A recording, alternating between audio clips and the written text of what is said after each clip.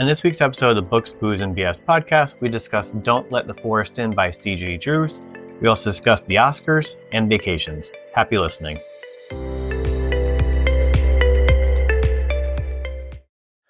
Welcome to this week's episode of the podcast. I am your host, Mike, and this week I am joined by Sarah, Celeste, and Katie. Say hi, everyone.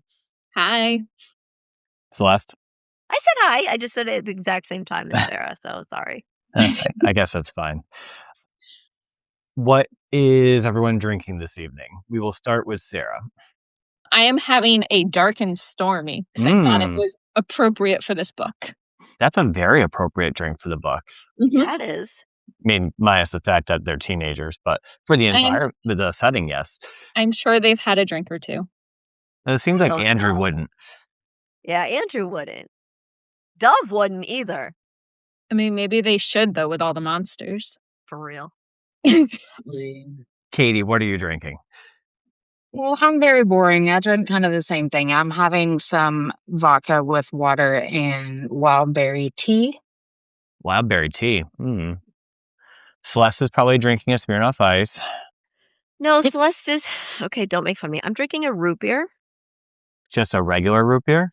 Yeah, so I did a 50K today, and I never drink alcohol after an ultra. That's probably a fair thing. Yeah, and I allow it. Right? I have to have surgery next week, so I can't have any THC infused drinks. I can't have anything except for Tylenol. So I can't. Root beer is a fun alternative. Beer is in the name. But that's why I was going to get scratch. And I'm like, oh no, at least it has beer in the name. So root beer. But I promise to get drunk this week for you. Excellent. Well, that's all that matters. Yeah. I think this came from Sarah's advent calendar. I'm having a Elf maple syrup sundae buzzball. Oh my gosh, that looked awful. It's actually not terrible. Sounds disgusting. Is it really sweet? It's a little sweet. It's not as sweet as I thought it was going to be. Oh, okay.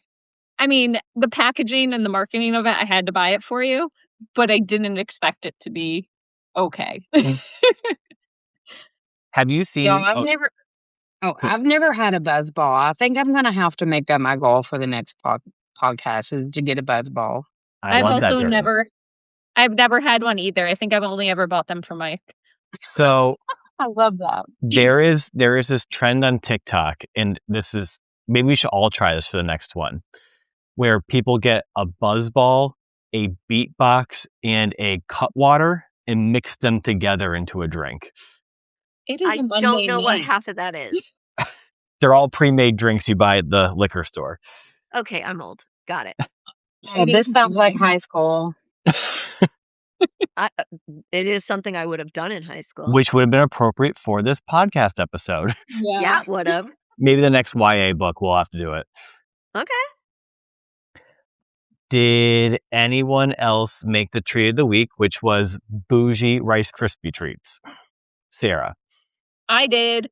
I made s'mores Rice Krispie treats, and I did it with Reese's peanut butter cups and Teddy Grahams, and they were absolutely amazing. And I made them for my husband and my in-laws, and they've asked me when I will make them again.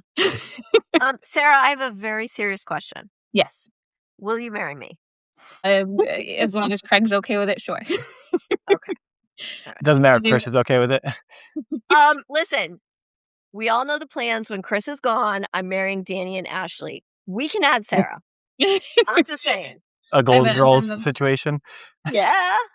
But it was very good, but it was also, I'm used to making like old school Rice Krispie treats where you put like the stuff all in the microwave, and this one I kind of mixed together a couple recipes, and you had to brown the butter and you layered things, and it was a little more work than regular Rice Krispies, but to me, very worth it. You make your Rice Krispies in the microwave?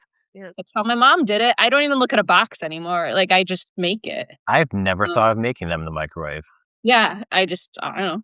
It's how I've always done it. So it's weird to do it in a pan, but they came out really good. And I have been seeing online that using brown butter for Rice Krispie treats adds the layer and blah, blah, blah. Blah, blah, blah. It was really good. And the peanut butter cups with the marshmallow, and very good. Celeste, did you make any Rice Krispie treats? No. So no alcohol this week, no treat. Listen, it's been a rough couple weeks over here, so like we're just gonna give Celeste a break. We'll give you a pass. Thank you. And I know, well, technically, I know Katie has Rice Krispie treats. I know she did not make them. Yes. And also, Sarah kind of just like showed me up. And I know Michael showed me up too. But no, my boyfriend made them for me. But I made the brown butter Rice Krispie treats because I saw that on TikTok. And what's even more funny is that I went to a Galentine's weekend and we did a book swap. And I told my friends I had to make Rice Krispie treats. And one of my friends browned the butter for me that I brought home and then made my boyfriend make the brown butter Rice Krispie treats. So I literally didn't contribute at all, but I tasted them and they felt bougie to me because I've never made Rice Krispie treats on my own ever before, but I liked it. It felt bougie. You're the mastermind. That like is more important than anything. She got the treat without putting any of the work in. That's the best way to do it. That's genius. And I also on TikTok saw a Dubai chocolate Rice Krispie treat. So I made mine with Cocoa Pebbles and pistachio pudding mix. Oh, interesting. And they came out delightful. I actually made them two ways. I made one just standard with just the pudding mix, and I made one with pistachio butter and crushed up chocolate on top. Ooh. And I actually thought it tasted better without the toppings. Okay. I think like the toppings kind of like overwhelmed it a little bit. Nice. Cool. And best bite of the week, Katie. So you'll have to follow me here. Every week or two, my boyfriend makes what we call goop. He just makes a crock pot recipe with chicken and other stuff. And this week, for some reason, it tasted better than anything. We made chicken tacos out of it. It had black beans and corn and tomatoes. But I don't know, something he did with the spices, it just was very delightful. And we ate way too much of it this weekend as we gluttoned ourselves on Valentine's Day because that's our favorite thing to do is eat. So it was delicious. And you call it goop? Well, yeah, because he doesn't really follow a recipe. So we just say, make some goop. He's making some goop. I love this. I love that. It's amazing. I'm going to make some goop. I recommend. Celeste, best eat? I made some gnocchi soup this week. That was really good. Sounds warm and tasty. It was good. It's really good. It's like I put shredded chicken in it, and like I roast the chicken and then shred it, throw it in with like gnocchi, and it's really good. Is it goop? Is it goop soup? Yeah, let's go with that. It's like Love it. yeah. Sarah, best bite? We were in New York City for a concert on Friday, and we went to this little Mexican place, and I had an avocado tostada, and it was basically like guacamole with pickled onions on a tostada, and it was just heavenly. I kept on saving little bites of it, and Craig's like, "Are you ever going to finish it?" And I'm like, "But it's just so good." So yes, I'm going with that. Okay, what concert did you go to? Brandy Carlisle Okay, at Madison Square. Amazing. Yeah, it was amazing. nice. And I'll give... How, Go ahead, Celeste. I was gonna say, how about you, Mike? What was your best bite? I'm going to give two. One was the steak I had Valentine's Day night at Two Hopewell in Glastonbury. But I think what beat out the steak was how hungover I was Sunday morning and the McDonald's that was had to cure said hangover. Dude, I had McDonald's on my 50K today. We like went to McDonald's and got hash browns like during it. Oh, not plain cheeseburger. It was breakfast time. It was breakfast, yeah. Yeah. So, hash brown. And then I got a what are those called? Not a bagel. The Biscuit. biscuit. I got a biscuit and I put it in my pocket. All day I nibbled on my pocket biscuit. Pocket biscuit. But like, God, I love that. right? It ended up getting like hard and gross. Within a few hours, I only ate half of it, but it was nice while it lasted. So Celeste, the term pocket biscuit goes so many ways. In that during your 50K, it got hard and gross halfway through. Exactly. That's hilarious. I I have never had a pocket biscuit, but I've had a purse taco before that I've woken up and eaten the next day. Don't tell anybody I was young. I'm not judging. There's no judgment. I've done worse. All right, so let's get into this week's read, which was Don't Let the Forest In by C.G. Drews. As usual, we'll do a round table and everyone's thoughts about the book, if you liked it, didn't like it, if there are certain sections you liked, any quotes or passages you wrote down. We will start with Celeste. Okay, so I actually read it twice. The first time, if I'm being honest, I kind of had a hard time like getting into it. And I don't know if just because my stress levels have been high. And at first I was like, I don't know what's going on. So it was like annoying me. But then I got to the end and I was like, oh my, what the actual, what? And it made me have feelings at the end, which like, I don't like feelings. And then I reread it. Like I listened to it this morning and I was like, oh, it was a lot better the second time through because I knew what was happening. I actually liked it. I didn't see the twist, and I usually see twists. I didn't see the twist at the end. I didn't see it coming. But Andrew kind of like broke my heart.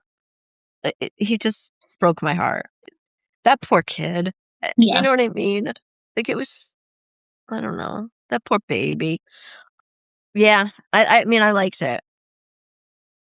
I liked the representation in it. I liked how Andrew did kind of come to his own though. Like, cause there was one quote about him being fragile, but that Thomas didn't see him as fragile. And I thought that was beautiful. And that their feelings for each other were so authentic. Yeah. But was there an adult in this book that wasn't an asshole? That's my biggest thing is when you The teacher, the art teacher. The art teacher's the only one that wasn't an asshole. Art teacher. Yeah. She didn't do anything though. Like you Yeah, just but she get was- it, that poor baby. Like these are like young kids. They needed a grown up. And she was just like lottie-dottie, but at least she was nice. Right. But every other adult in this book, no. Yeah. Like, absolutely not. Like, punch them all right in the face. The parents? Oh my God, they're the worst. Like All what? of them. Like what parents? Like they were also like non-existent as well. Well, Thomas's parents were abusive Yeah. because he was coming to school in bruises. And then they were likely murdered, so I guess they couldn't come help after. True. Right. Well, deservedly so. Right. Okay. And then Andrew and Dove's mom died, right? Like, They or the left. book. She left. She left them. Oh, she left. Okay. So she wasn't in the picture. And then their dad was just like, work's more important than you kids. I'm Yeah, just gonna he was a send you child away. himself, I think. Yeah. So they really had no Support. adult support. And then, like, the school itself was awful. Yeah. Like, the bullying, like, what's his name? Bryce? What an asshole. What a dick. No, dicks are better than him. Okay? He was just garbage. And he got away what a with taint. everything. A dirty taint, okay? Like, after someone has run 100K in 100-degree weather, that's Bryce, okay? Yeah. So there was a lot of not likable characters, but was it Lana? I liked her. Yeah, I liked her. I liked her a lot. Chloe seemed cool too. Yes, Chloe Yeah. did seem cool. But I'm still kind of going, I didn't see it. Like, I did not see the twist. And I don't know why I didn't see it coming. Did anyone else see it? Oh, I saw it from Did like you? miles away. I knew someone wasn't alive, but I couldn't figure out who. Like, I had written in the margins, like, is Thomas really dead? Is Andrew really dead? Is Duff dead? Like, I just kept on, like, questioning who was dead, but I couldn't figure out exactly who. There was a part of me that's like, is this all a delusion? Like, is he... Right. Like, did he have, like, a breakdown and none of this is real and he's, like, in a psych home or something? That's what I was thinking for a while, too, is, like, is this just all crazy?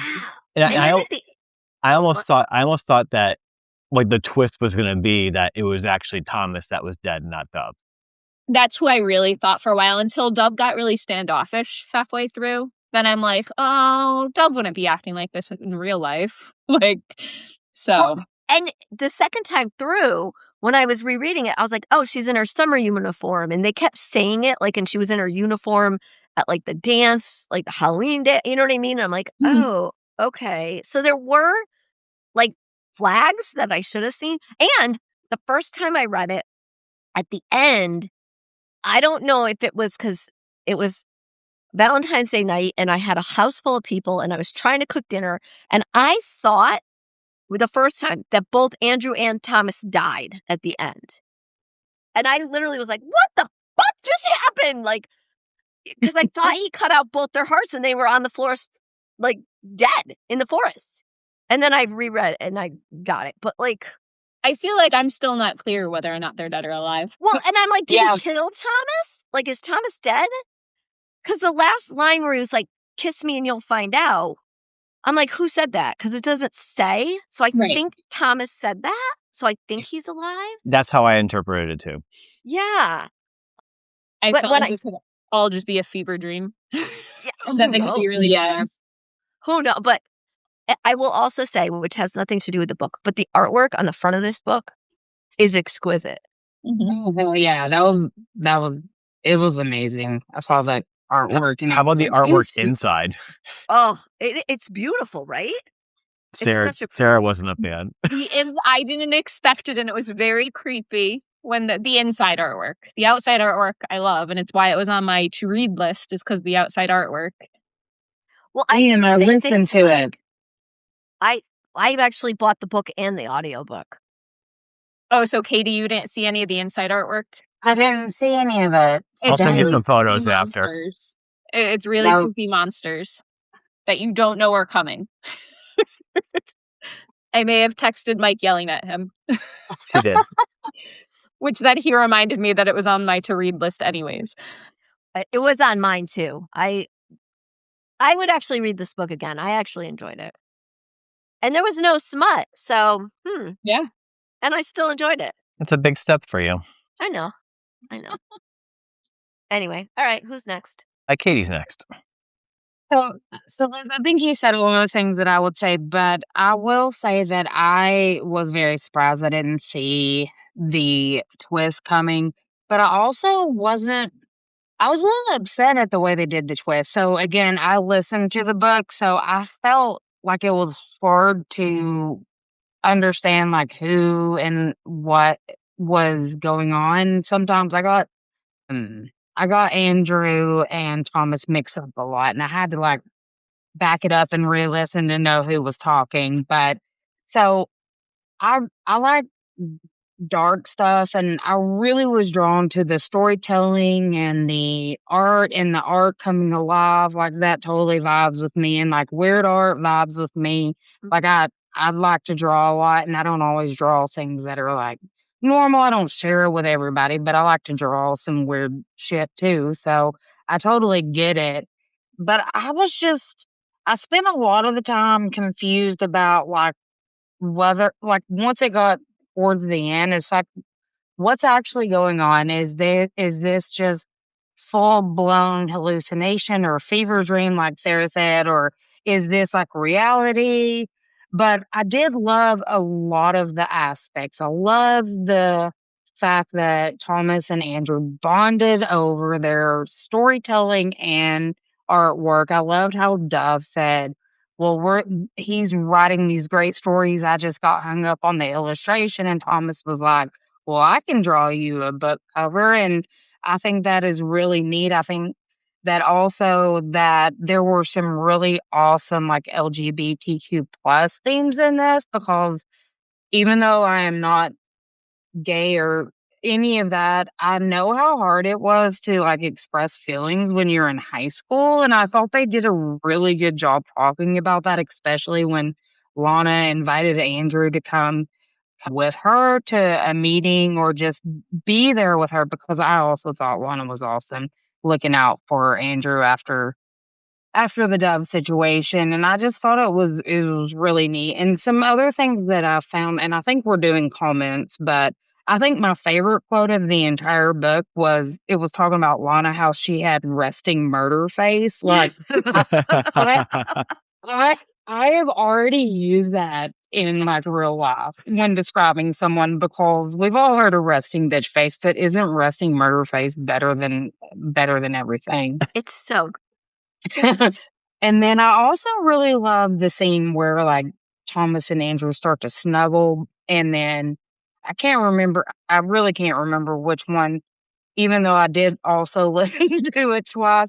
But one of them asked, I think it was Andrew who asked Thomas, like, would you die for me or something like that? And I was like, isn't it so much easier to ask someone if they die for you, like when you're snuggling?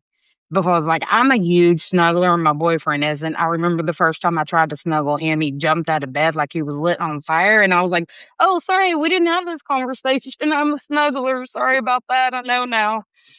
But it's like so intimate. And I thought that part was really well written. I agree with everything you said about parents. I think they said that Dove and Andrew's dad like came into money late, so I don't think he was like really equipped with how to deal with that. And now all of a sudden he wanted to like do the best for his kids, but also earn. So I don't know. I had a hard time with this book because I was like, there's so much going on, but I really have no idea what's going on. I don't know. That's kind of how I felt the whole time. I like But the intimacy you brought up because they were yeah, intimate without. I mean, Andrew's ace, so he has zero sexual drive.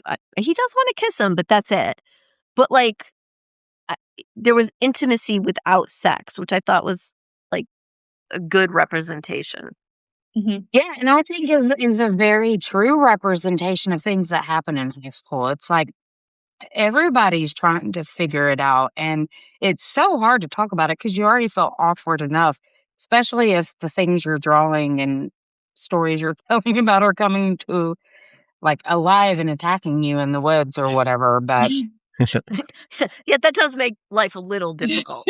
and then I will say there was a couple of other quotes. This one was very early on where Thomas asked what his stories meant. He said, "What do they mean?" And Andrew said, "They're just meant to hurt like a paper cut, a tiny sting that meant nothing more than I'm alive, I'm alive, I'm alive." I really loved that. I thought that was it was a very good description of people that are just learning how to write stories or tell stories or even tell stories through art. It's like you just want it to prick some kind of emotion, like I'm alive, this is what I like to do. I really love that. And then the other one I will say that I just love the description in this. Andrew followed Thomas into the garden with the weariness of a boy facing a briar noose. I just felt like it was just so descriptive. It gave me the feeling of like what would happen if you had a briar noose on. I usually write down 50,000 quotes, but those were the main ones that I brought down. But I will say when I read it a second time, I totally picked up on tons of things that should have told me there was a super crazy twist coming. But I'll wait till the question if the end was satisfying to say more about it. Thanks. Sarah? So I have mixed feelings on this book. This is very much not my genre. I don't really do creepy, scary, gross, which this went into the kind of gross realm a few times. But like I said, the book cover is amazing and gorgeous, and it's why it was on my to read list. I love YA. I love all of this. It had so many good topics that, not good topics, but topics that make an intriguing book. It had anxiety, death, dependency, first love. You know, it had all those elements, which were really exciting. However, I didn't necessarily want to keep on picking it up. And I don't know if it was because of the creepy and gross aspect for me. But her writing style is absolutely gorgeous, in my opinion. Like, she was able to, like, convey the chilling, like, atmosphere in a couple words. So I wrote down, the silence breathed out. Like, that's such, like, it gives me chills. Like, I remember when I read it, I felt, like, chilled. But also, so between the cover art and then the first line of the book is, it hadn't hurt the day he cut out his own heart. Again, her writing style was just like, it pulled you in, it made you want to read more. I do agree that there was like the chaotic, anxiety filled writing where like you didn't quite know what was happening, but I thought it kind of added to some of the story. What else did I have?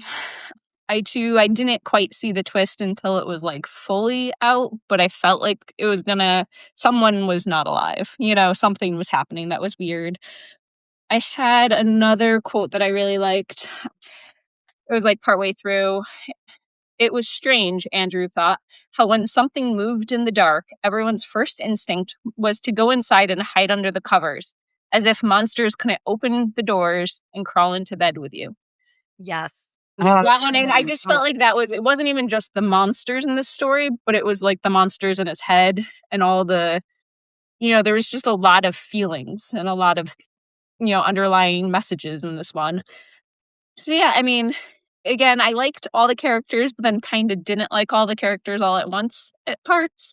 But I think that's part of you didn't know who to trust. You didn't know quite what was going on. So you didn't get to fully embrace them sometimes.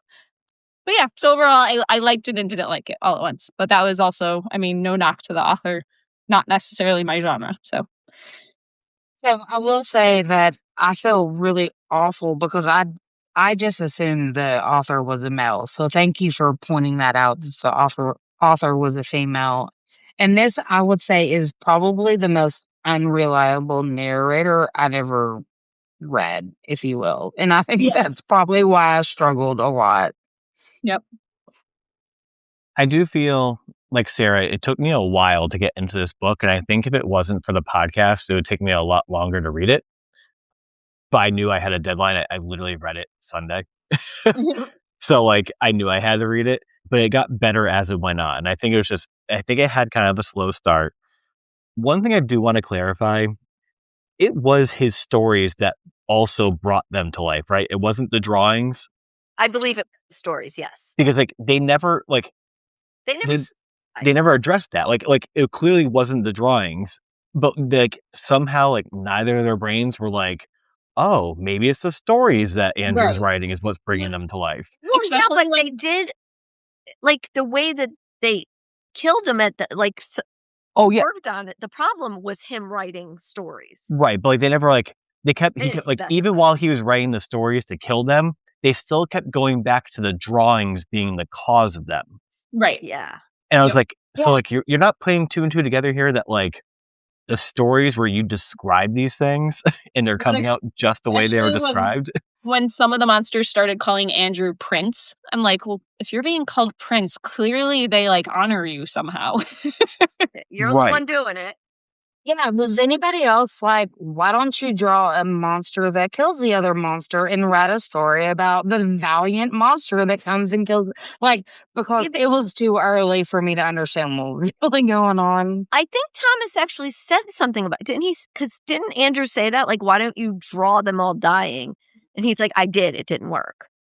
Yeah, because he needed someone to come in and kill the monsters, apparently. Yeah. That's just my head working.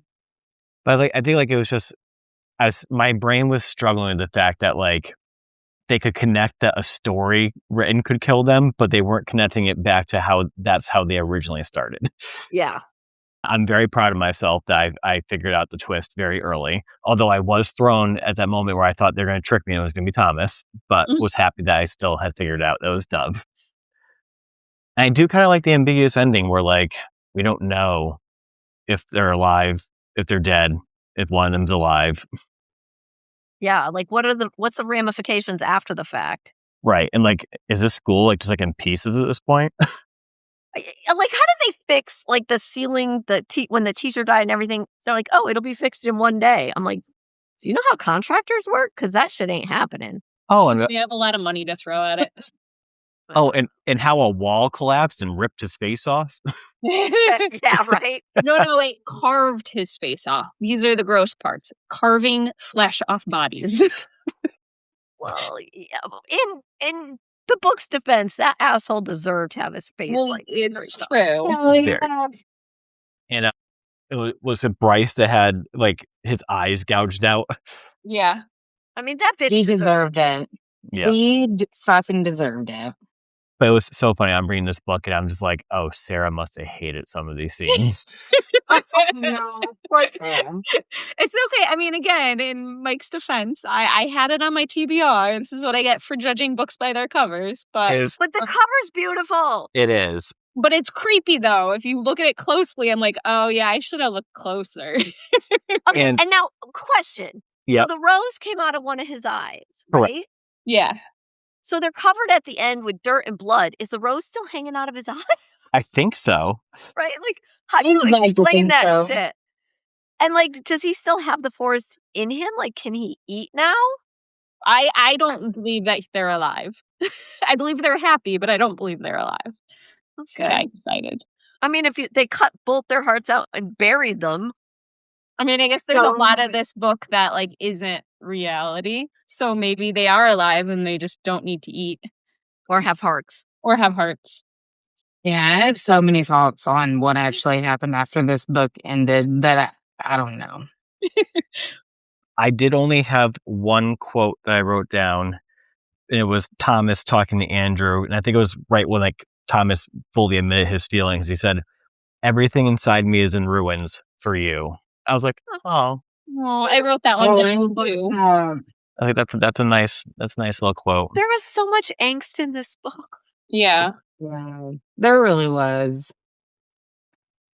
Would you read anything else from this author, or have you read anything else from this author, Sarah?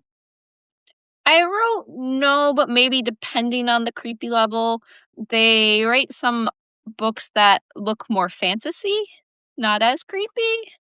But I don't know. I think I would have to have someone else read it first and tell me how creepy it is. So I'll read one and then tell you it's Pretty fine when much it's you actually are the creepy. someone else. But I loved the writing style. Like their words were beautiful. So Celeste? Oh yeah, I would. I But- absolutely would. But you haven't read anything else. No, I didn't. For some reason, and don't ask me why, I thought this was their first book. I don't know why. It looks But- like there's two other ones. Well, there's two other ones before this one, so I'm not sure if they've written something else after. Well, if you go on Goodreads, there's a shit ton. Oh, really? I think some might Oh, be wait. short stories. Some of these haven't been published yet. And some I think were in anthologies, I believe, with her. Okay. Katie? I don't really know. I haven't read anything else, and I'm not quite sure. I don't think that I do well with the ambiguous ending, the not knowing. I have the because it'll keep me up for like weeks at night. That's why I read it twice. I was like, did I miss something? Do I actually have some kind of conclusion? So I don't know if I'll read them again. I guess I'll rely on Mike once he reads more and tells Sarah if it's okay. Can you add me to the list of telling me if I can read this next book that you read? The CG Drew's newsletter? Yes, please. Please add me to the list. I didn't hate the book by any means, but my brain won't stop thinking about this book for a long time, I feel. I feel like I would read something else. I need to you look. have to. I need to look and see what the other books are Yeah. about. Like, Yeah. I like the kind of setting this book was in. It was very. It kind of reminded me of the first book we read in the podcast, Yeah. setting wise. Minus like the Like walls coming academia. alive. Yeah. Yeah, I think this was the first dark academia book that I read that was YA as well. So that could play into it because, kids versus adults, it's a lot different. Yeah. Yeah. I like dark academia books. I actually, what was the like Covet, that series? I didn't read those.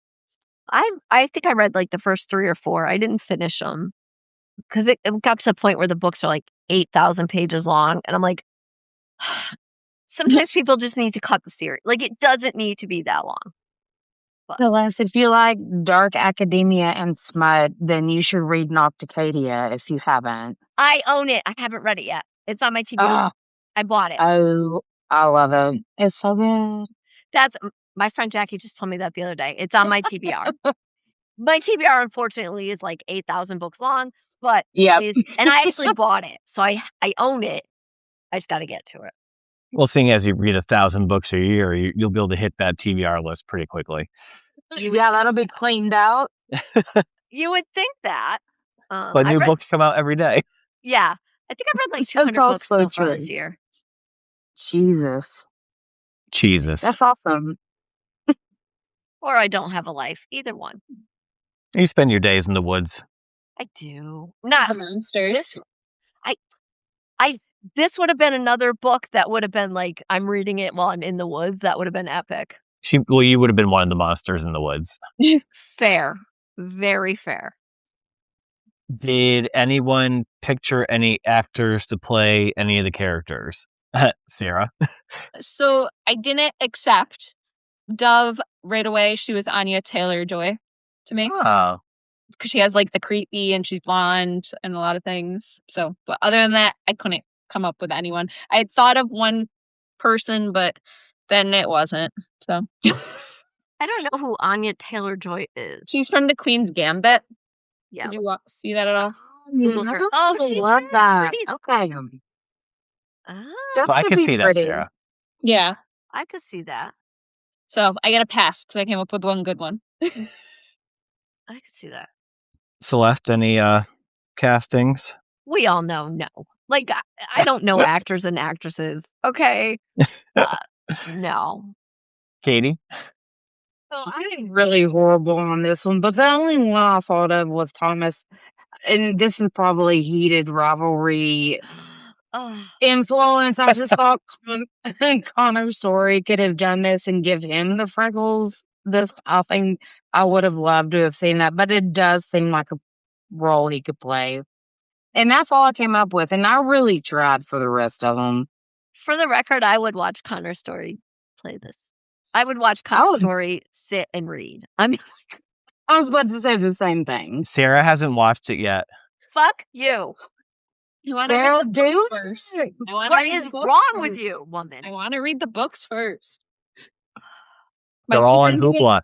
Mike keeps on giving me homework. Since that show came out, I've read the books twice and watched the show 5 times. Holy, that's awesome. Yeah. It's on my list to do soon, and I'm very excited to do it. It's so good. So good. Oh, so good. Did you see my rivalry tattoo? Yes, Mike sent me a picture of it. I don't have any tattoos, but my future tattoo list went from like 1 to 2. Well, that was lackluster there. So I wouldn't mind to know I have 2. Sorry about that. It's fine. But it's awesome. It's awesome. Your tattoo's awesome, and it makes me want one. When I went to vacation in St. Martin, I was in the airport, and I wore my stupid Canadian Wolfbird shirt, and a woman just looked at me. She goes, "That's awesome." I've seen. Sorry, it's like, Olympic time. Have y'all seen all the Canadian women's hockey team with their like balloons on their shoulder and carrying them around? I love it. Oh, I love it. They also have, like, every game was a shutout so far. They have one more game. Like, the women are sick amazing. There's also, there's an athlete, I think he's a U.S., I'm not sure, but his name is Sean Hollander, and I'm like, oh, that is so close. Yes. And then their Ilya was the U.S. men's figure skater. Yes. And the U.S. versus the Canadian hockey team, the teams, like the Canadian men's hockey team is sick, like next level good.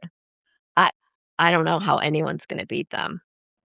I like that you're not, now Heated Rivalry has turned you into a hockey fan. No, I liked hockey before Heated Rivalry. I actually liked hockey before that.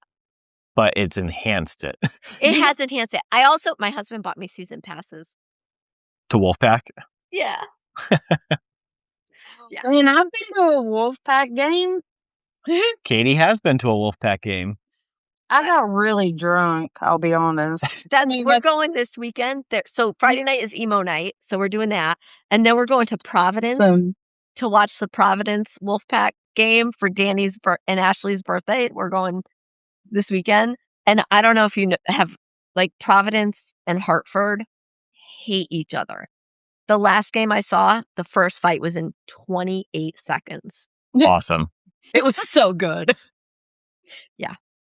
Don't get me started. I'll go on for 4 hours about hockey, so I'll just shut up now. All right, so we'll go on to, were you satisfied with the ending, Sarah? Oddly, yes. I liked that they could be dead, but they could also just be happy and together. And I liked their bond, basically, and that's all that mattered in the end. So, oddly, yes. And plus, there were no more monsters. Celeste? Yeah, I agree with you. Like I said, the first time I read it, I literally, I was like, shut the fuck, what just happened? Like, but I did like it because I kind of like the fact that I don't know, so I can decide and I can change my mind every time I read it. Katie? Well, no, I didn't. I don't like that much up in the air about what I have to decide about my brain because I will literally be thinking about this book forever.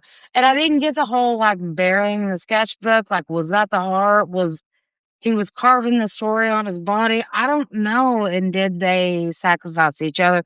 Well, okay. So ultimately, fine. Yeah, no, I like it. It seemed kind of like a Romeo and Juliet situation without the one dying without the other. But no, I know I didn't answer the question, but I don't think I liked it.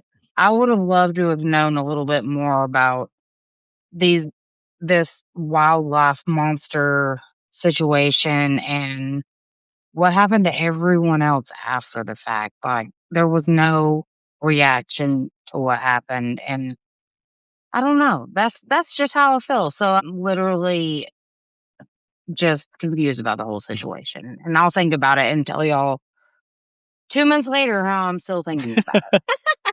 But that's a good thing. Like, that's Exactly. It's thought-provoking. yeah. Books don't make you think. What are they doing?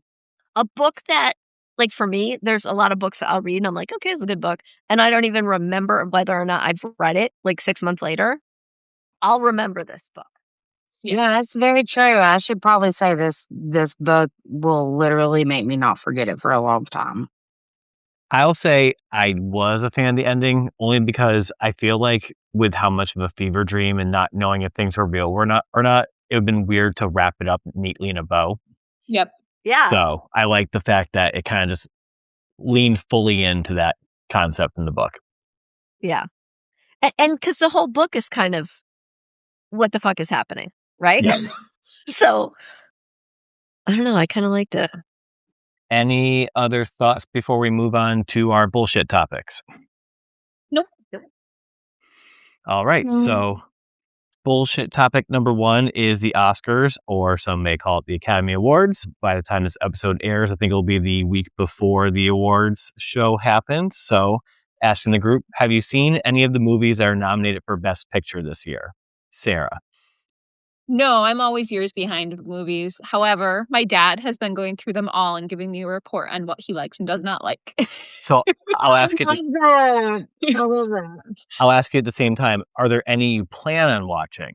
Yes, I would like to watch Frankenstein because I like the story of Frankenstein plus Jacob Elordi. I mean, why not? That's also the only one my dad said that he enjoyed.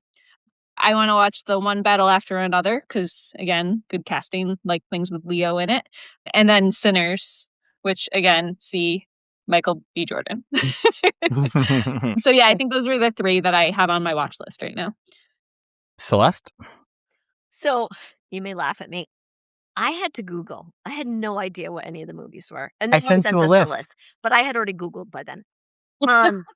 So I had to Google too, Celeste. I don't just know these things. Okay, because I don't really watch movies or TV or whatever. So I was talking this morning when we were out doing the 50K. My friends Craig and Ashley came for some bit. And I'm like, I don't even know these movies. I'm like, I don't know any of them. Obviously, I've heard of Frankenstein. So Craig started watching it and said it was really, really slow and he didn't even finish it. I think the only one... no, I haven't seen any of them.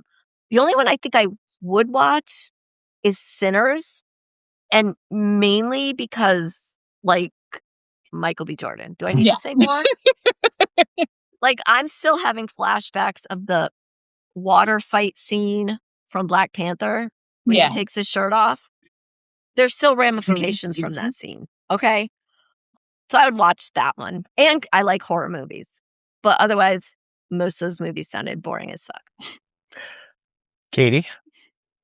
I was very surprised because I'm not much of a watch the movies that are out today kind of person, but I have seen Frankenstein and I actually really liked it. And I meant to do this research before I got here, but the person that actually played Frankenstein, I was really surprised at who that was. Like, I think he was in some like Kissing Booth trilogy that I watched on Netflix also, which is like a teeny bopper movie, but I was like super impressed and I really liked it. So I Googled as well to find out the rest. I think I would love to watch Sinners as well, because let's be honest, Michael B. Jordan. And then Begonia, because it has Emma Stone, who used to be Emily Stone. I think that is something up my alley. But I also realized once I Googled that I will probably end up watching F1, Marty Supreme, and One Battle After Another because they all fit the things that my boyfriend likes. So I will probably end up watching all those either or as well. And I was actually really surprised by this topic because I am not an award-winning watcher or award show watcher, and it gave me a chance to look into this stuff. And I was like, yeah, all of these kind of fit into some category, either for me or my boyfriend, which means I would end up watching it anyway. So the only movie I've seen from the list is Sinners, and I did enjoy it. I think Brendan found it boring, but Michael B. Jordan. But after I did look, Common theme. yeah. But after I looked into the other movies, like some I knew what they're about, and some that were, I felt there was a bunch I'd watch. I definitely want to see Frankenstein, just like everyone else. I want to see One Battle After Another, F1, Begonia, just like Katie said, because Emma Stone's in it, or Emily Stone. And then some of the other movies just kind of seemed a little boring, so I'm not really that interested in the rest of them. But I think this is more than most years I'm interested in. Usually it's Same. not Yeah, my same. cup of tea movies. All right, so do you have a favorite actor or actress, and what is the best movie or TV show they've been in that you can recommend? Celeste. I mean, I don't think so. I guess maybe David Tennant as Doctor Who. I don't know. I'm not a really big actor or actress kind of a person where I'm like, oh, or who? Andy Serkis. That man's a genius. Like, if you have the option of listening to Lord of the Rings and him narrating it, that man is next level. I love that you went to an audiobook. I mean, he also played Claw, right? No. He was Gollum. Yeah. He's a good actor too, but I don't I'm not going to watch a movie because there's a specific actor or actress in it. Okay, maybe. No, even Michael B. Jordan. I mean, I would enjoy looking at that eye candy. I was going to say that's always an added perk. Yeah, but I'm not going to actually go out and see a movie I'm not interested in just because there's a specific person in it. No, I feel like if I see something with Chris Evans streaming and I don't have to pay for it, I'll give it a shot even if it's bad. See, but you could just bring up a picture of him. Sorry. Very true. Yeah. No, you know what I mean? So I don't know. Katie, what about you? Well, obviously my favorite actor is Pedro, but I wanted to think deeper because I've been asked this question before. So I thought about movies that he was in that wasn't necessarily my favorite movie, but I loved his portrayal. So I thought about the movie The Unbearable Weight of Massive Talent with Nick Cage, and I have a love-hate relationship with Nick Cage. I want to hate him, but sometimes I love him. So I don't think that was the best movie, but I really loved the character that Pedro played because he was so enamored with Nick Cage. But of course, his best is like Narcos and The Last of Us. And if you didn't know, on TikTok, you can find somebody that'll give you all of the timestamps in Narcos where you can see Pedro in a risque situation just for our listeners, in case they wanted to see that. I think everyone's interested. I mean, is anybody not interested in seeing him in a first date? But my boyfriend and I have been rewatching Game of Thrones, which I would actually recommend to anybody that's ever watched it before because I've enjoyed it so much more the second time. I liked it the first time, but knowing all of the houses and the places and the things, I just stayed confused the whole first time I watched it. So I've been rewatching it, and I really think that Peter Dinklage might be one of my also favorite actors. I just think that he is just really talented. He's a South Pole elf. Exactly. But I think he's my favorite character in Game of Thrones, other than of course Pedro, except that he gets his head squashed. Sorry, spoiler. I think at this point it's okay to spoil Game of Thrones. Yeah, it's been years. Yeah, that's true. It's been years. Yeah, I think Peter Dinklage in Game of Thrones was really good. His character. Oh yeah, like I think he made the series, to be honest. Yeah. Sarah? So I decided this is a very hard question, and I tried coming You up can with, do multiple if you need to. I have multiple. I started listing people, but then I decided someone that I would watch no matter what he was in. So my people I started listing were Anna Kendrick, Emma Stone, Reese Witherspoon, Jennifer Lawrence. Those were like the women that came to my head. And then for guys, it was like Adam Sandler, Tom Hanks, Ryan Reynolds. Like, I feel like there's just so many. How do you pick one? But Neil Patrick Harris was my I would literally watch him in anything. Like, he's hosted that game shows and I've watched it. He's done really quirky, off-Broadway things. Like, I just adore him. And I've bought games that he's created because it's him. So Neil Patrick Harris, I think, might be my person. At least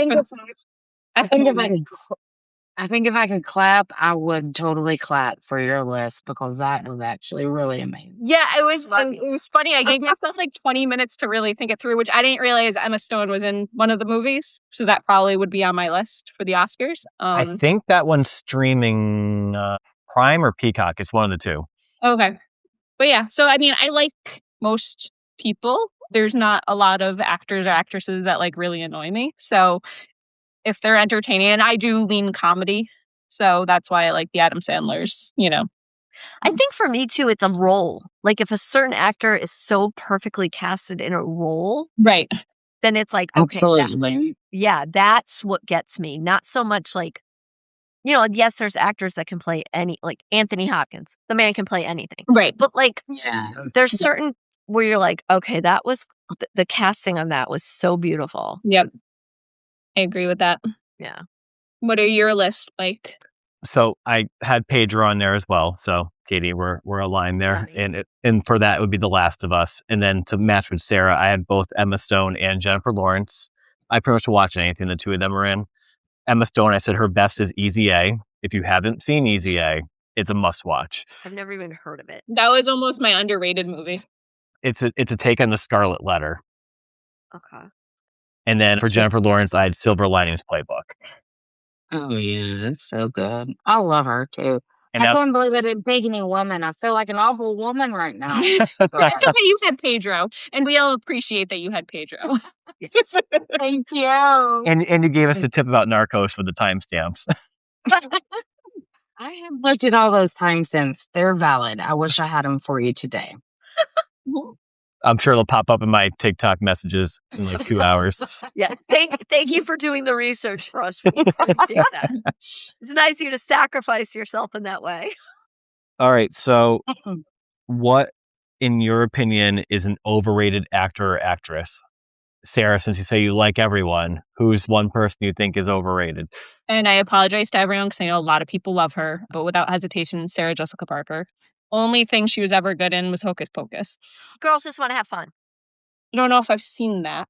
She was good in that. Okay.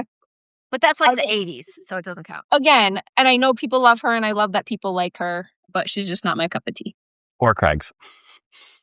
Yeah, it's more me. He's Julia Roberts that he doesn't like, which is a travesty. What? Oh.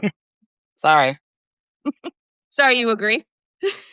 No, I love Julia Roberts. Yeah, me She's too. always- I just get very confused that he doesn't. Katie.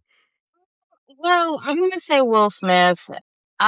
Ever since I saw him in the live action version of Aladdin and realized he couldn't sing or act, it just irks me. And also, I'm a real big fan of the Graham Norton show, and every time he's on the Graham Norton show, he annoys the hell out of me. So that's why he's my overrated. Speaking of the Graham Norton show, have you even seen the TikToks about Taylor Swift with the Graham Norton show? Probably, yes. So her most recent music video, the guys on the panel was like, I want to be in one of your music videos just as a joke. Her newest music video, she pulled everyone from that episode's panel and put them in the music video. I did see that. We love Taylor Swift, even though I don't listen to her music. Oh, I love her. I like that she did that, but I don't like her music. But she does good things though. Okay. She does. As a person that lives in Tennessee and hears what she says about stands out against our Tennessee legislation, I really appreciate her. Okay, that I appreciate. But I don't really like her music. That's just honest. Celeste, I didn't ask you yet, right? Oh, who's overrated? Okay, I know this is like going to be unpopular. I don't care. Like Tom Cruise. Yeah. Oh, no, gross. Ugh. Yeah. Ugh. I almost put him down. Never liked him ever. No. And he's crazy. Yeah. Okay, ready? This one's going to be too. Ben Affleck is Batman. No, thank you. Ben Affleck is my Batman. Because I've never seen like any others. You never saw like Michael Keaton? No, I saw Michael Keaton. I think I've seen Michael Keaton and Ben Affleck. Those are probably the only two Batmans I've seen. Oh God, no. Ben Affleck was so bad. But I also grew up loving Ben Affleck, so sorry. It's okay. I'm not offended. I understand why people don't like him. Yeah, but no, thank you. Mine is Kristen Stewart. Oh, that's a good one. Okay. She got way too popular because of Twilight, which were terrible, and then just continued to be terrible. I love that's Twilight. So disappointing. They're of a time. Bad movie. Yeah, that's the thing. They're of a time, and I know they're bad, and that she has a face in the whole thing. But I don't know that was her or the directing, but the movies were horrible. Mm-hmm. Horrible. And I watched them all at least 67 times. It's like a train wreck. You can't look away. 100%. I also think Robert Pattinson is not attractive in any way, shape, or form. Agreed. I actually was at a girls' event the other night, and we started talking about how awful the Edward casting was, because when I read the books, I imagined so much more, and someone was like, "He has pepperoni nipples," and I was like, "Yeah, that sums it up." He had pepperoni nipples. There's something about his mouth too that's just like, ugh, I don't know. Like he drank too much Kool-Aid. And the way he holds it or something, I don't know. There's just so many better looking men in the world, and not just like I don't know. Agreed. Movies are bad. So let's segue into how about overrated and underrated movies. I'll go first. The Twilight series as overrated, and I think this one's going to anger Celeste. Oh God! It's based on the whole trilogy. There's one good one and two bad ones. Iron Man. First one good. Second and third one not good. The first one is very, very good. Right, but the second and third one not good. They're not as good. I don't think they're horrible, but they're not as good. I will give you that. The first one's very good. Yes, that's why I said. I do love Robert Downey Jr. as Iron Man. Correct. It was just that those two is Tony Stark. The two storylines to the second and third movie were just awful. Not as good. Train wrecks. It makes me happy to know that I'm pretty sure the last superhero movie I watched was the first Iron Man. How are we friends, people? Well, I mean, I've seen ones that are like superhero adjacent, like Black Panther and things like that. That's not superhero adjacent. That's part of the Marvel universe. You don't need to know things. You know what I mean? Yeah, no, that movie's perfect. And then for my underrated movies, for a horror movie, I'll do 28 Days Later. It's finally getting the attention it needs with a new trilogy that came out starting last year. Zombies, so Sarah, stay away. Yep. And then I think it's underrated because I thought it was hilarious. The Ghostbusters, but when it was cast with the women, because they made Chris Hemsworth a dumb blonde in the movie, and it was so funny. And that's the reason why I think it's underrated. And he played it so well. Oh, yeah. Sarah? So I only did an overrated because I couldn't think of any underrated ones. But overrated, I wrote down The Exorcist based on the scary theme. I was terrified to watch it. I was expecting to like have nightmares, and then I laughed through all of it. When did you watch it? High school. Okay. And then I watched it again, like a little older, because I was like, oh, maybe I was just being silly. But no, it was still not scary at all to me. I'm going to say something that I never say. The movie was better than the book. I don't know that I ever read the book. I definitely haven't read it. I don't do scary, but I don't know. That was my one that I felt like it's the only one that I could think of off the top of my head as being like I felt like it was overrated or overhyped, I guess, is more appropriate. Yeah. But I didn't get any underrated ones. I couldn't think of any. Celeste? Okay. I couldn't think of an underrated either. Because, like, and like a lot of 80s movies I liked or like old, like that kind of stuff. But I don't know that they're underrated. My overrated, I am going to get a lot of shit for this. Uh-oh. Avatar. I've never seen it. I wrote down Avatar and then crossed it off. I started watching it. I didn't even finish. I'm like, this is so boring. I couldn't watch it. And they're planning on 5 of them. Boring. Is that how you spell boring? Because it's boring. Well, I'm glad that I never gave it a shot in watching it, and this just kind of sold it. Yuck. Katie? I also couldn't come up with an underrated. Again, I'm easy to please and not that knowledgeable of movies, but I feel like I'm going to get shit for my overrated movie as well. It's a Wonderful Life. Like, that seems to be everybody's favorite Christmas movie, and I just, first off, I can't stand the dudes that how he speaks. Like, it just gets on my nerves. I can't remember his name right now, but I just think it's just such an awful Christmas movie, and I think it's super overrated. Yeah, I didn't like it either. Definitely not in my rotation. Yeah, no, thank you. See, no one's angry. Maybe some of the listeners, but not us. Well, that's good. Like-minded people is where I belong. And then, do you have a favorite genre of movie, and what would be a movie from that genre you would recommend? Celeste? I don't think I do, but I guess in the most recent of my, I watch a lot of superhero movies, so maybe Endgame or Black Panther, but that's so basic because who hasn't watched that? I've never seen Endgame. Okay. But I am basic, so. You are a basic bitch. But again, I don't watch a ton of movies. I will tell you, very funny, just a quick funny movie story. When my oldest was like young and all her friends were sleeping over and they wanted to watch a scary movie, I made them watch The Blair Witch Project. Oh. And I told them that it was a documentary because if you remember when it was released, that's how it was presented. Yep. Scared the shit out of them. So I recommend, if your kids are into scary movies, doing that. So there's my recommendation. I live in a house that's 250 years old, and I have a basement where it has like rock walls, not like just cement walls. Yep. And one time I was doing laundry and the power went out and our laundry's in the basement. And I walked down there and I looked, I'm like, nope. Went right back upstairs. Nope. No. I'm like, I know how the story ends. Yeah, your basement's real creepy. People have died on there. Monsters have eaten them. I love it. Sarah. I mean, much like Katie said, like, we watch a lot of stuff and I'm easily pleased. My husband leans a little bit more drama thriller-ish and I love it. But I guess I would say my genre is more comedy or musical. Like, I like all the musicals. And so, yeah. And for musicals, really, Moulin Rouge and The Heights, La La Land is a great one to get. If you're not a musical fan and you watch La La Land, then you would become a musical fan. No, I watched La La Land and I did not become a musical fan. Was it the dancing on the cars? I just don't like musicals. But did you like that movie?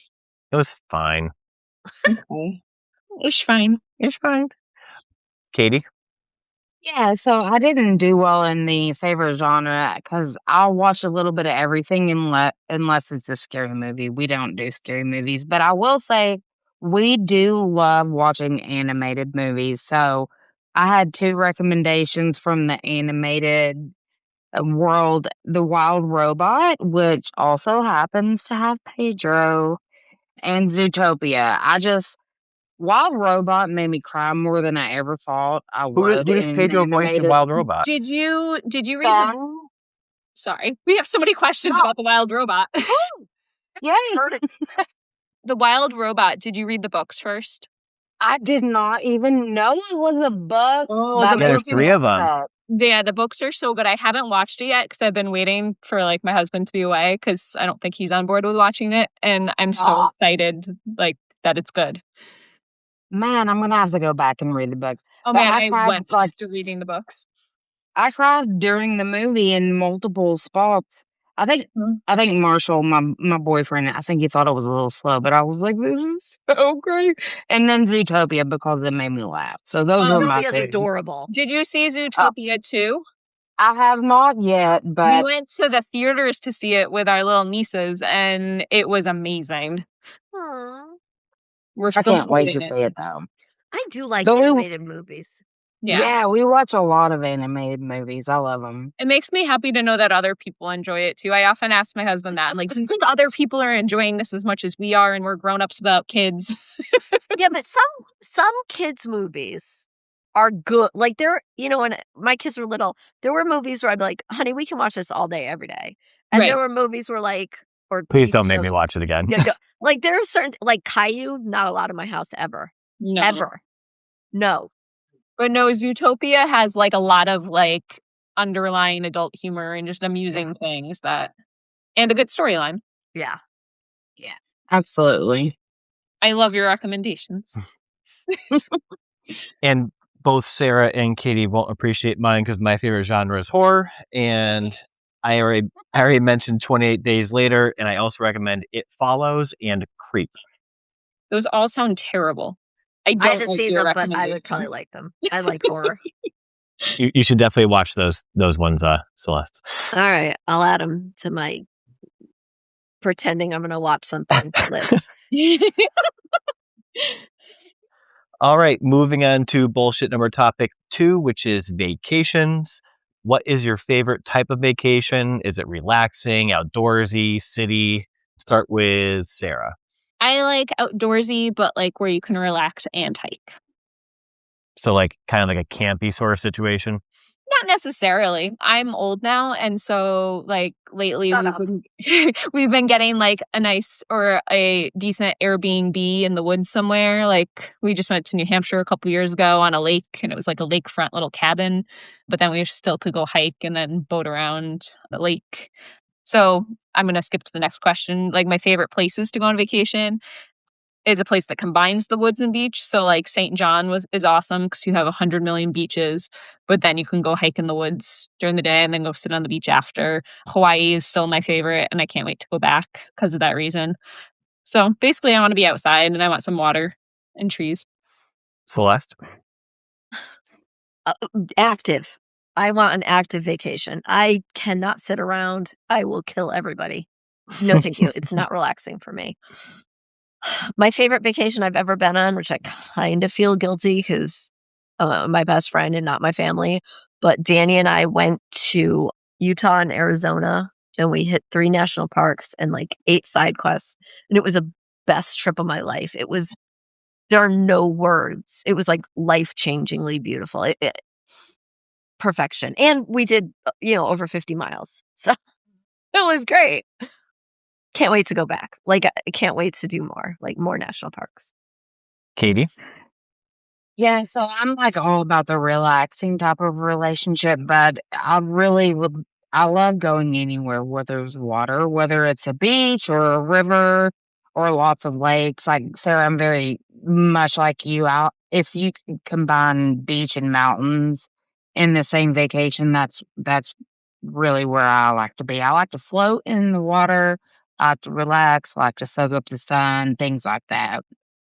And favorite vacation? Oh, my favorite vacation was probably an all-inclusive resort in Mexico because they lost money on me. They always lose money on me. Yeah. Yeah. I'm going to say I like to have multiple vacations a year, and I like to have one relaxing and one more like city sort of vacation. So I like to have a nice tropical vacation. Then also my favorite place of vacation is France. So that's more of like Paris and going to wine countries. That's not like your relaxing vacation. It's more like you're doing stuff, but not like outdoorsy stuff. I wonder if I don't like relaxing vacations because, like, I don't know. I don't work or anything. So, like, why do I need to relax? Right. That could be part of it. I mean, I think all of us just said we like adventures no matter what, whether it's city or, or in the woods or on the water, like you got to have the nice mix, I think. So does anyone have any vacations planned for 2026? Sarah? I am going to Joshua Tree soon out in California. I'm very excited for it. Again, we got an Airbnb. It looks awesome. There's a hot tub that we can watch stars at night, and then we'll hike during the day and just adventure. And then we're going to Zion National Park in the fall. Zion is amazing. Yeah, we've been there. This will be my third time, I think. I think Bryce is a little bit better. Bryce is my favorite of the national parks. Zion is Craig's favorite, or Yosemite might be. I might have misquoted him. And then my dad has a lake house, so I think that's why I like water and lakes, is because I grew up at the lake cottage. So those are my vacations. Celeste? We are discussing going to some more national parks this year, but I kind of have to put everything on hold till after my surgery till we find out what's going on. So I don't know. We'll see. So TBD vacation. Exactly. Katie? I don't have any vacations planned per se, but I do a lot of regional stuff. Like we go to Asheville a lot from where I am and like float down the river a lot. So those things are like in motion, but I don't have a big vacation plan this year. So far. Wait, I'm a liar. I'm going to Niagara Falls this year. Liar. I love that Katie talked about floating down the river and you thought of floating down the waterfall. I don't know what I'm doing. Okay. Hey, Celeste, look, Michael B. Jordan's floating down Niagara Falls. Appropriate response. I just got back from St. Martin, and I still have the French Riviera and a France river cruise later this year. Nice. You're so fancy. So fancy. I also have 2 work trips to Nashville and to London. Okay, well. Ooh. So lots of travel in 2026, it seems. Nice. What is one place or a couple of places you haven't been to but are on your vacation bucket list? Katie. Yeah, I have a lot of those because I haven't traveled as extensively. I think the 3 places that I would love to go is I would love to go to Iceland. I just hear that is such a great adventure. And I would love to go to Fiji because I think it has like beautiful waters, mountains, and greenery. And then weirdly, I would just love to go to Ireland because I'm born on St. Patrick's Day, and I think that's just like something I should do before I die. I highly recommend Ireland, but I would not go for your birthday because that's just like an American tourist holiday. It's like don't go to Salem on Halloween. Yeah, I'd say if you do like go either like right after your birthday or right before, but I would not recommend like being there for St. Patrick's Day. They'll be like I'm totally Americans. Celeste. Where do I want to go? I do want to see all the national parks. So like that's my kind of thing, and that's where I want to go to. I'd love to go to some other countries and stuff, but like realistically, I probably never will. But I can see myself going to the national parks. Have you been to the Smoky Mountain National Park? Nope. This trip that I took for my 50th birthday was the first time. So You know, I'll live in the foothills of the Smoky Mountain National Park, so I would totally recommend. that sounds amazing. I was a stay-at-home mom, and my family's not into that kind of stuff at all. So like our trips were always like resorts or Disney, like that kind of stuff. But now that my kids are all older, I can start traveling and doing things that interest me. It's your time to shine. Bingo. Exactly. And I suggest you hike LeConte Lodge. That's a really awesome hike and very difficult, and it's awesome views. So if you ever do come to the Smoky Mountain National Park, I would recommend that. I will eventually. We want to see them all. We want to go to Washington this year if we can make that happen. Oh, awesome. It's really cool. You should watch Twilight again before you go. Obviously. And we'll read Pit the stop books in Forks. there. Yep. Yes, I totally would go to Forks just to. We stayed in Forks when we went out there, and it was close to when Twilight was happening. It was great. That's amazing. Now, Celeste, if you do go out there, don't pet any wolves because they are not werewolves. Okay, you know what? You're rude. In the Grand Canyon, I tried petting a rattlesnake, and Danielle was like, "No." I'm like, come on. I did pet a squirrel and a chipmunk, though. I also wasn't allowed to pet the bison. And do I need to tell you about the prairie dogs out there? Can I pet those? No. No, They carry the germs that are the Black Death. You shouldn't pet any of the animals. Why do you guys not let me have fun? I would pet a wolf. And we'll never see her again. So this trip was my 50th birthday present from my husband. He gave me a trip, and I was going to go alone. I was going to do, rim trim for the Grand Canyon, and then the Grand Canyon was closed, like half of it because of the fires and everything. So 2 weeks before, my best friend's like, I'm going to come with you. And everybody was just like, oh, a babysitter. Thank God. She made it so you came home. Yeah, she did. She babysat me. Sarah? So again, much like Celeste was saying, we're big national parks people. I'm actually currently looking at my sign that's above my desk that has stickers that I put on when I go to the different national parks. And so there's tons we still need to go to. I think my top two is Glacier National Park and Isle Royale. And I really want to go check out those. And I want to go back to Hawaii because we see them all out there. But I have tons. Like we're only probably a third of the way done. But other than national parks, I want to do Ireland and Scotland. Me and my family have been talking about it for a couple of years now. We're from Scotland, so that's one that's on our list. Oh, I would like to go to Italy. See, look at you going out of the country. Well, because I'm Italian, so Right. Italy's fun. There's a 100-miler in England that I want to do. England's also fun. Yeah, well, but I want to go do a 100-miler, so I would see England on foot and run across it. Well, you probably stay there a little longer than just the race portion. That's true. What about you, Mike? I also want to go to Hawaii. I've never been. Oh, it's the best. And there is a slight potential that a work trip could go to Hawaii. So I want to try and make it a free trip. Nice. Well, free. Oh, yeah. Well, free is in the airplane ride will be owed to me, and I just have to add hotel rooms onto it afterwards. But the most expensive, it's costs a lot to get to Hawaii. Where in Hawaii would you go? Do you know? I don't know. I just know my current boss went there last year, and he was talking about possibly having to have to go again. So they definitely recommend extending a little bit more and seeing a couple of the islands because they're all so different. Oh yeah.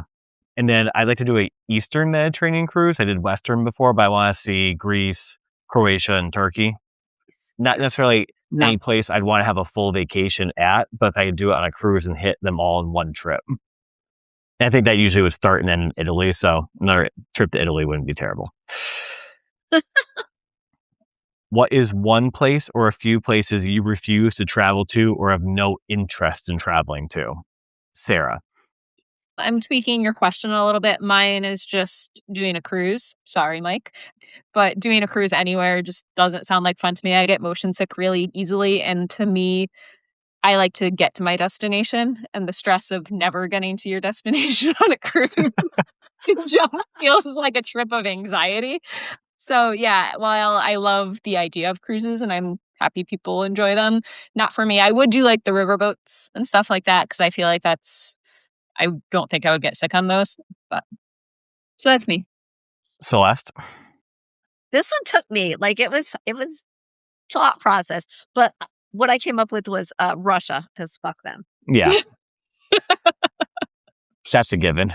Yeah. Also anywhere that like women are Yeah. lesser than, like, you know. Yeah, the scary places for a woman to travel. Yeah, I would never want to go to any of those places. But Russia, fuck them. Katie? I didn't have this on my list until Sarah said it, but I also think cruise might be on my list. But my other answers were Branson, Missouri, or anywhere that requires me to stay in a hostel. I'm past those days. I have lived way too many awful days outside without a shower, and I'm just done with that. So, That's amazing. See, I could handle that. See, It that's would like be what Mike said about camping. We used to do a lot of camping trips. What I've noticed over the years, Craig and I keep on leaning more and more towards like we have showers now. yeah, I have spent tons of time outside without a shower, and I'm not for that anymore. Yeah. I could deal with that. I couldn't deal with sharing space with strangers. Yeah. Ew. That's also a big one. And I think too, for me too, like I like to eat. So like with camping, you have to be strategic what you're eating. Yeah. So, Mike, what's your one place? Australia. What? Oh, just because Spiders. They have the worst spiders, the worst snakes. They have the worst everything there. Like I would be like a ball of anxiety the whole time I was there. It could be beautiful, but I'd be like, I could die at any moment. That was almost one of my places I wanted to go. Like you couldn't pay me to go. Yeah. When I was younger, I wanted to go to Australia, and then I grew up and learned about all the, like, everything will kill you there. And I'm like, I'm good. I just think about a video I once saw, someone filming their shed in their backyard, and it was Australia's most venomous spider battling their most venomous snake. No, And I'm like, why aren't you burning the shed down? Celeste would be in between them trying to pet both of them. no, not a spider. I pet the snake, but not the spider. No, oh God, no. Ugh. No, God. Spiders are my weakness. Like, I'm petrified of spiders. And if they can't kill you in Australia, they're like the size of dinner plates. Yeah, exactly. Like, why? So you can see them. I mean, isn't that better than the tiny ones that crawl up in your ears when you Oh my sleep? God, stop talking now. Oh Or yeah, that you eat. Katie lives in the land of brown recluses, so that's I also do. one of my biggest fears is brown recluses. No. The I will go up Australian and men. Like, I would pet a wolf. I wouldn't even think about it. I'd pet a bear. No problem. Do not come near me with a spider. I'd pet a shark. Well, based on that, I don't recommend you come to the Smoky Mountain National Park. She's I would- retracting her offer. No. All Listen, the people that try to pet bears go home missing a limb or a finger or toe. Or their whole body. it's worth it. Is it? I'm going to You die. should go to a something. petting zoo, Celeste, to pet things. That's like the So- dream.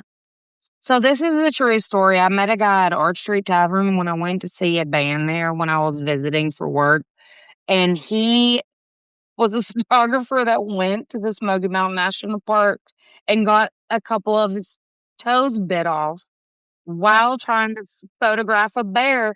And I didn't believe him. And he showed me the article in our local news where he was featured for trying to pet a bear and take a picture of it. And he lost a few toes. And that is the most random story I have about visiting Connecticut and being from Tennessee. Right. I literally thought you were going to say he took off his sock and showed you his missing toes. That's why I thought that was where it's going. No, he probably would He's have. lucky that all he's missing is some toes. I mean, I think it Yes. would be worth it. No. The bear thought they were little pigs in a blanket. No. I would also, oh my God, dream, pet a fox. Give me a fox. I just want a pet fox. Like a little fox running. There's a fox. I agree. I agree with you there. They're illegal in Connecticut. Not that I did the research, but I did.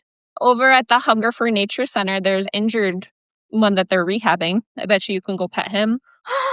Can I please? I mean, I don't know for Okay. sure. I might be promising things, but he's adorable. I have their newsletter that comes to my email just because I like seeing the animals. I love animals. Animals are so much better than people. I know. I got attacked by a dog today, and by attacked, I mean it was just so happy to see me that it jumped all over me. It's the best thing. Mike, do you have rapid questions for us? I sure do. So last week I forgot to prep them. It was so disappointing, and I've been wanting to know all day if you had them for us. Brendan actually was like, you need to make sure you have the rapid question set. Good work, B. So I have them. And so I guess we'll move to that segment now. Okay. Everyone knows how they work. It could be multiple choice, or it could just be a statement where you have to give your 1 or 2 word reaction. God. We'll start with Celeste. Okay. Then she's saying, oh God. Ready? This is trauma. Okay, go. Cookies, chocolate chip, oatmeal raisin, or sugar? Can I have all 3 at once? Nope, gotta choose one. Chocolate chip. Beer or wine? Oh, wine. Beer's gross. Jason Momoa. Yes, please. Uggs. Yeah, I like them. McDonald's or Taco Bell? Oh, fuck you. Taco Bell. Wow. Books, romance or horror? Can they be both? One or I the like other. Dark romance. Romance or horror? Romance. Interesting. I like smut, okay? That's true. I Katie, know. Yes. chocolate chip, oatmeal raisin, or sugar? Oatmeal raisin. Beer or wine? Beer. John Cena. I guess yes. He's funny. He is funny. That's why I guess yes. Not terrible to look at either. Agreed. Timberland boots. Sure, why not? McDonald's or Taco Bell? Taco Bell. Romance or horror? Romance. I hate horror. Sarah. Yes. Chocolate chip, oatmeal raisin, or sugar? Sugar. Ooh, we got one of each. Okay, girl. Beer or wine? Beer. The Rock. He's fine in movies, I guess. I would rather John Cena. Crocs. Ugh. They're really comfortable, but God, they're Ugh. ugly. There's a lot of other comfortable shoes. McDonald's or Taco Bell? Taco Bell, I guess. Oh, no. I thought Celeste was going to go McDonald's. I'm disappointed. I did an ultra today, and I always crave Taco Bell after an ultra. But you had McDonald's during it. Exactly. And finally, romance or horror? Romance. I All right, think- now, Mike, you got to answer these questions. Oh, I well, feel the same. I can do the multiple choice ones. I don't have options for myself for the other Well, ones. multiple choice the boys too. Oh, okay. So Multiple choice. Look. chocolate chip, obviously. Depending on the beer, I guess. Wine's very close, though. John Cena. I guess of those 3 options, Timberland boots, because Crocs and Uggs are terrible. McDonald's, obviously. And Mm. I will say romance only because most romance books are good, and horror can be either really good or really bad. Yeah. Yeah. Yeah. Yeah. Yeah. Yeah. All right. So I that love that you did it. I love that you did it. Sorry. so one week I am going to ask you guys to prep them for me. Oh, Yeah. I love it. So I'm going to give you the most unhinged shit you've ever thought of. excellent. I need some new ideas for these anyway. So it'll give me a week off.